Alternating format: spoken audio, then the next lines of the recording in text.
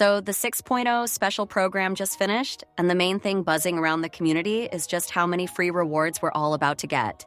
I'm not talking about just a few here and there. We're looking at a huge pool of Primogems, intertwined fates, and anniversary bonuses that are making 6.0 one of the most rewarding patches we have ever seen.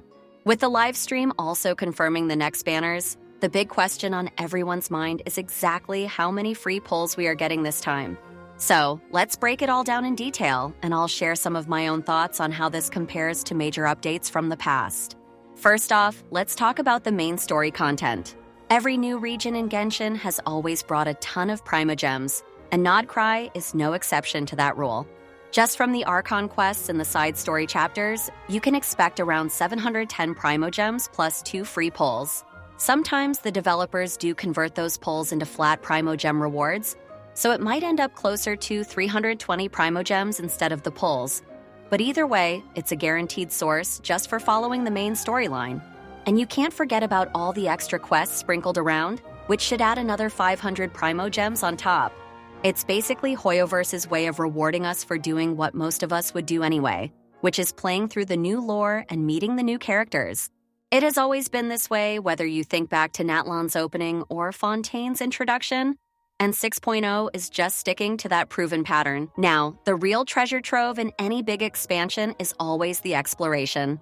Just think about how massive Natlan felt when it first launched, with chests hidden around every corner, achievements popping up for climbing a cliff or solving a random puzzle, and a new offering system that slowly dripped Primogems as you leveled it up.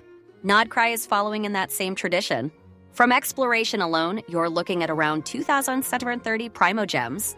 When you factor in the new offering system, that's another 1,250 Primogems just from collecting regional materials and feeding them into whatever the new statue or tree equivalent is.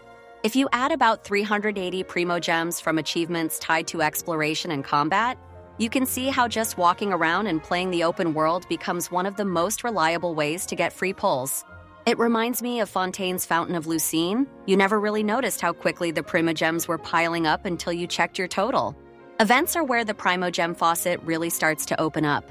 The main event for 6.0 is set to give out 990 Primogems, while 2 of the smaller events will each provide 420.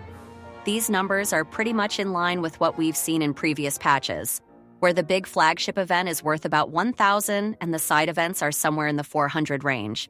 What makes 6.0 feel so different, though, are the anniversary rewards that are layered right on top of this. The 5th anniversary celebration is dropping a massive 1,600 Primogems plus 10 intertwined fates. That's one of the biggest single-time rewards we've ever had in the game's history. Remember the 2nd anniversary when we only got 10 pulls and some resources? Or even the 3rd anniversary when the community was kind of divided on whether it was generous enough? Well, this year they've clearly stepped it up, and it honestly feels like they want to make sure Nod Krai's debut leaves a really strong, positive impression. Speaking of past updates, I'm really curious to know what you all think. Drop a comment down below and let me know if you believe this is the most generous patch we've ever gotten from Hoyoverse. It's always interesting to see how different players feel about these things, especially those who have been around since the beginning. Now, let's talk about the permanent content, because this is the steady backbone of any patch cycle. Daily commissions across the 42 days of this patch will add up to 2,520 Primogems. It's that same consistent drip of 60 Primogems a day that we have had since launch. And while it might feel small day to day, over a 6-week patch cycle, it really stacks up to a good chunk of pulls. Then you have Paimon's Bargain Shop. Each month, you can trade your Stardust for 5 intertwined fates, which is roughly equal to 800 Primogems. On top of that, newer permanent systems are also contributing. The Imaginarium Theater is providing 2,300 Primogems through its challenge floors, while the new Stygian Onslaught combat mode adds another 450. And of course, the Spiral Abyss is still the king of consistent high-yield content, with 1,800 Primogems up for grabs if you can clear all 12 floors across the 3 resets during the patch. For a lot of free-to-play players, the Abyss can feel like the ultimate test of patience and investment, but it is also one of the few ways to get that many Primogems just through your skill and roster. When you combine all of these sources, from the story, exploration, events, anniversary, and the permanent systems, the totals are huge. From September 10th to October 22nd, free-to-play players will be able to collect 19,830 Primogems, which works out to about 120 pulls. If you pick up the Blessing of the Welkin Moon, that number jumps up to 23,110 Primogems, or about 144 pulls. And if you add the Battle Pass on top of that, the grand total goes up to 24,430 Primogems, which is 152 pulls. Even if you only look at the first half of the patch before October 2nd, you're sitting at 88 pulls as a free-to-play player, 100 with the Welkin, and 103 if you're running both. That's a lot of potential for new characters and weapons, especially since the livestream gave us a peek at the banner schedule. What I will say is that this amount of free pulls gives you an incredible amount of flexibility. If you've been saving for a specific character, this patch is basically a dream come true. And if you're a newer player still trying to build out your roster, the combination of all these Primogems and the anniversary pulls acts as a safety net that we don't usually see to this extent. So when you look at the whole picture, 6.0 isn't just about Nod Krai's story or the anniversary fireworks.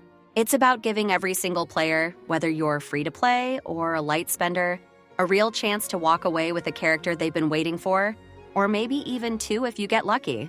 It feels generous, it feels exciting, and it definitely feels like Hoyoverse is trying to make a statement with this milestone update, but that's just my take on it. What about you? Do you think this is the most generous version so far? Are you planning on spending all those primos on the first banner, or are you saving for later in the patch? I'd love to hear your strategy down in the comments because everyone's plan is going to be different depending on their roster and who their favorite characters are. And with that, we'll wrap up today's breakdown. If you found this useful and want to keep up with more detailed Genshin Impact guides and updates like this one, be sure to subscribe.